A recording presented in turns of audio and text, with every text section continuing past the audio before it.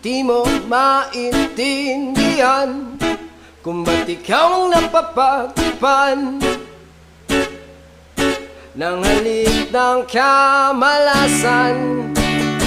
Kinapang mong marahan ng hagdanan para lamang makidlatan sa kaitaas-taasan. Ngunit kaibigan, huwag kang magpapasindak.